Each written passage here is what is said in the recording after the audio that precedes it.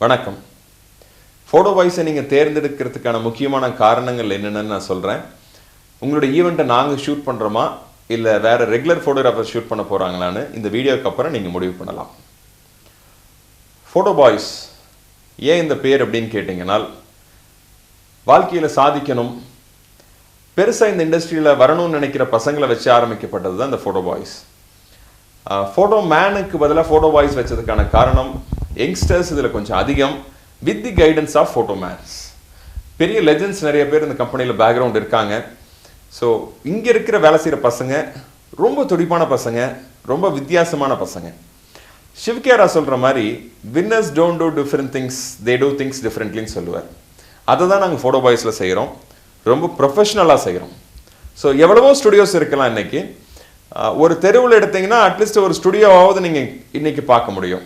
So அதையெல்லாம் தாண்டி ஃபோட்டோபாய்ஸ் எங்கே டிஃப்ரென்ஸ் அப்படின்னு கேட்டால், ஃபோட்டோபாய்ஸில் நார்மலான ஸ்டுடியோ டேக்ஸ் கிடையாது. நாங்கள் ஒரு passport size photo, stamp size photos பண்ணி கொடுக்க மாட்டோம்.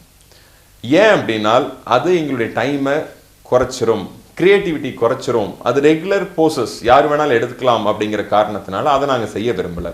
அப்போ நாங்கள் என்ன செய்கிறோம், நல்ல ஈவெண்ட்ஸ், உங்கள் வீட்டில் இருக்கக்கூடிய எந்த ஈவெண்ட்டாக இருக்கலாம், உங்கள் கார்பரேட்டில் உங்கள் ஆஃபீஸ் ஸ்கூலில் இருக்கிற ஈவெண்ட்ஸ் ஆகலாம், இல்லை ஒரு ஆட் ஷூட்டாக இருக்கலாம், ஒரு ப்ராடக்ட் டெமான்ஸ்ட்ரேஷனாக இருக்கலாம், ஒரு பேபியோட பர்த்டே சாங்காக இருக்கலாம், என்ன வேணுமோ நாங்கள் அதை செஞ்சு கொடுக்குறோம்.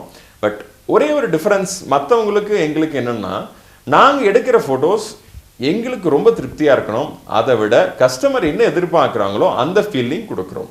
நிறைய பேர் என்ன பண்ணுறாங்க, கமர்ஷியலாக ஒரு 4 படம் இப்படி எடுத்தால் ஓகே சார் அப்படிங்கிறத தாண்டி, ஸோ அந்த ஃபங்க்ஷனை ஒரு 10 வருஷத்துக்கு அப்புறம் எடுத்து பார்த்தாலும் நீங்கள் அந்த ஃபங்க்ஷன் நடந்த நாள் அன்னைக்கு எப்படி இருந்தீங்க அப்படிங்கிறத கண்கூட காமிக்கிற அளவுக்கு அந்த ஃபோட்டோஸை லைவ்லியாக கேண்டிட், அந்த கேண்டிடுங்கிற வார்த்தை இப்போ வந்தது, அந்த வார்த்தையை சொன்னால் தான் புரியுங்கிறதுனால இப்போ நான் ஆட் பண்ணிக்கிறேன். அது லைவ் அண்ட் அந்த கேண்டிட் ஸ்டைலில் உங்களுக்கு எடுத்து கொடுக்குறோம். அது ஒன்று. இது என்ன சார் கேண்டிட் ஸ்டைல் அப்படின்னா, நீங்கள் பெரியவங்களை கேட்டு பாருங்களேன், அவங்க கல்யாணத்தில் என்ன ஸ்வீட் வச்சாங்க, அன்னைக்கு யாரெல்லாம் கலகலன்னு சிரித்து பேசிகிட்டு இருந்தாங்க, கல்யாணம் முடிஞ்சு தாலி கட்டி முடிச்சோன்னு யார் அழுதாங்க, இதெல்லாம் கேட்டு பாருங்களேன். இதுக்கான பதில் தெரிஞ்சவங்க ரொம்ப ரொம்ப ரொம்ப சிலர். அப்படியே இருந்தாலும் 1-2 பதில் தெரியும், இந்த 3 கேள்விக்கு சேர்ந்தாப்புல பதில் தெரியாது. ஏன்னா அன்னைக்கு இருந்த ஃபோட்டோஸ் இன்னைக்கு எடுக்கிற ஃபோட்டோஸும் நிறைய பேர் அப்படி தான், எல்லாம் ஸ்ட்ரைட்டாக நிற்கிறாங்க, எடுக்கிறாங்க, அதோட முடிஞ்சு போச்சு. சின்ன சின்ன விஷயங்கள் நான் சொல்கிறேன், ஞாபகப்படுத்தி பாருங்களேன். உதாரணத்துக்கு உங்களுடைய கல்யாணத்தில் நீங்கள் காலையில் முதல் நாள் சாயந்தரம் ரிசப்ஷன், ஆனால் காலையிலேயே மண்டபத்துக்குள்ளே வரீங்க. வர்றப்ப நீங்கள் உங்களோட யார் முக்கியமான சொந்தக்காரங்க இல்லை ஃப்ரெண்ட்ஸ் வருவாங்க, இல்லை உங்களோட அக்கா பசங்க, தங்கச்சி பசங்க, அண்ணன் பசங்க மாதிரி குழந்தைங்கள்லாம் கூட வரும். ஸோ அவங்களெல்லாம் ஒரு நீட்டாக ஒரு போர்ட்ரேட் அந்த ஃபீல்டில். ஸோ அங்கே உள்ள பேசிகிட்டு இருக்கிறது, உங்கள் ஃப்ரெண்ட்ஸ் வருவாங்க, அவங்க உங்களை கிண்டல் பண்ணி பேசிக்கிட்டு இருக்குது. மேக்கப் பண்ணுறப்ப யார் கூட இருந்தாங்க, யார் உங்களுக்கு மேக்கப் பண்ணாங்கலேருந்து சமையல் கட்டில் எப்படி ஆரம்பித்தாங்க, என்னெல்லாம் பண்ணிகிட்டு இருந்தாங்க அப்படிங்கிற அந்த ஒர்க்கிங் ஸ்கில்ஸில் ஆரம்பித்து ஸ்டேஜ் யார் போட்டாங்க, ஸ்டேஜ் எப்படி போட்டாங்க, எவ்வளோ நேரம் எடுத்துக்கிட்டாங்கிற விஷயத்தை சேர்ந்து சிரமப்பட்டு போட்டிருப்பாங்க இல்லைங்களா, அந்த விஷயத்தையும் சேர்த்து ரிசப்ஷன் ஆரம்பிக்கிற டைமில் ரிசப்ஷன் ஸ்டேஜை தாண்டி ஸ்டேஜுக்கு கீழே என்ன நடக்குது, ஸ்டேஜுக்கு பின்னாடி என்ன நடக்குது, உள்ள ரிசீவிங்ல என்ன நடக்குது, கிச்சனுக்குள்ள என்ன நடக்குது, டைனிங்ல என்ன நடக்குது, ஐஸ்கிரீம் கொடுக்கக்கூடிய அந்த டெசர்ட்ஸ் கொடுக்கக்கூடிய இடத்துல என்ன நடக்குது, பார்க்கிங்ல என்ன நடக்குதுங்கிற ஒவ்வொரு விஷயத்தையும் கவர் பண்ணிட்டே வந்துட்டு ரிசப்ஷன் முடிஞ்சதுக்கு அப்புறம் நைட் உங்களோட யாரெல்லாம் கூட இருக்கிறாங்க, யார் கூட எல்லாம் பேசிட்டு இருக்கிறீங்கிற விஷயத்துல ஆரம்பிச்சு அடுத்த நாள் காலையில கல்யாணத்துக்கு அந்த முகூர்த்தத்துக்கு முன்னாடி யாரு முதல்ல எந்திரிச்சு மண்டபத்துல வந்து உட்கார்ந்தாங்கிற விஷயத்தை நீட்டா ட்ரெஸ் பண்ணிட்டு வந்து உட்கார்ந்தாங்கன்னு அதை ஒரு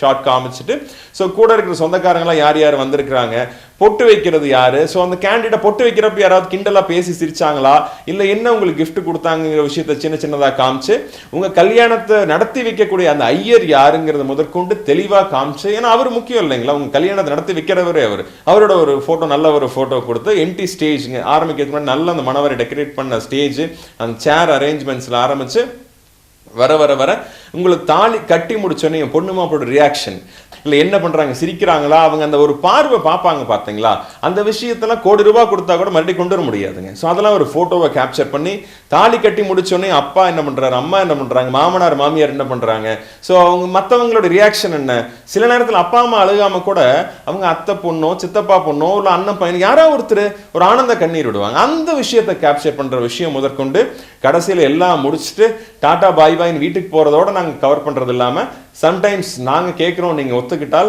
உங்கள் வீட்டில் வந்துட்டு வீட்டுக்குள்ளே முதல்ல மாப்பிள்ளை வீட்டுக்கு பொண்ணு வரும் கல்யாணம் முடிச்சு, அந்த பொண்ணோட ஃபீலிங்ஸ் எப்படி இருக்குங்கிற விஷயத்தை முதற்கொண்டு அவங்க எப்படி அந்த முதல்ல ஒரு அவங்க வாழ போகிற வீட்டுக்கு வந்து பார்க்க போகிறாங்க, உள்ள காலடி எடுத்து வைக்க போகிறாங்கிற விஷயம் முதற்கொண்டு ஒரு சின்ன ஃபங்க்ஷன்ஸ் ஏதாவது இருக்கலாம். அதை முடிச்சு கொடுத்துட்டு அடுத்த நாள் ஈவினிங் வரைக்கும் நாங்கள் உங்களோட இருந்து எடுத்து தரத்துக்கு ரெடி.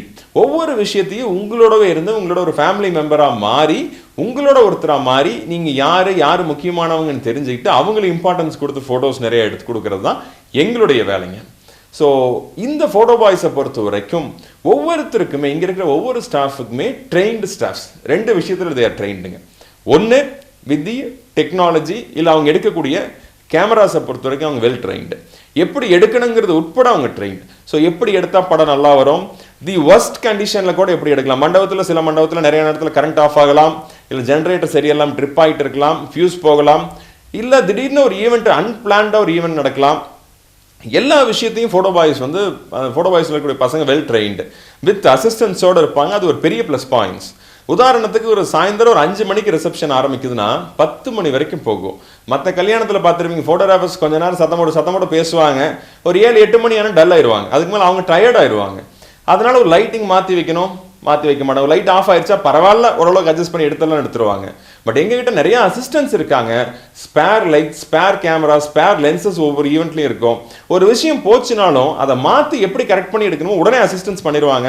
ஸோ ஃபோட்டோகிராஃபர் கிரியேட்டிவாக திங்க் பண்ணுறது தான் அவருடைய வேலை, நல்ல ஷார்ட்ஸ் கொடுக்குறது அவருடைய வேலை. எங்களோட ஃபோட்டோ பாய்ஸ் டீம் பொறுத்த வரைக்கும் ஒரு பெரிய அட்வான்டேஜ் இந்த ட்ரைனிங் ஸ்டூடெண்ட்ஸ்க்கு இல்லை மற்றவங்களுக்கு யார் வந்தாலும் நாங்கள் உடனே எடுக்கிறது இல்லை. ஆஃப்டர் ட்ரைனிங் 4 மாதத்துக்கு அப்புறம் தான் ஆன் போர்டில் உங்களுடைய வெட்டிங்ஸை ஷூட் பண்ண போகிறாங்கிறது ஒன்று. இன்னொன்று எல்லாத்துக்குமே இன்னொரு ட்ரைனிங் கொடுக்குற முக்கியமாக என்னன்னா, எங்கே போனால் எப்படி நடந்துக்கணும், குறிப்பாக ஃபங்க்ஷனில் எப்படி நடந்துக்கணும். காரணம் என்னன்னா, ரெகுலராக ஃபோட்டோகிராஃபர்ஸ்க்கு இல்லை ஸ்டுடியோவில் இருக்க பீப்புளுக்கு வருஷத்துக்கு 40-50 கல்யாணத்தை மினிமம் பார்க்குறாளுங்க. ஸோ அவங்களுக்கு 10ஓட 1 11. ஆனால் எங்கள் ஆளுங்களுக்கு என்ன ட்ரைனிங் அப்படின்னு கேட்டால், ஒவ்வொரு கல்யாணமும் அவங்களோட வாழ்க்கையில் ஒரே ஒரு முறை நடக்கக்கூடியது. அதை நீங்கள் இமேஜின் பண்ணி பார்த்துக்குங்கன்னு சொல்கிறோம்.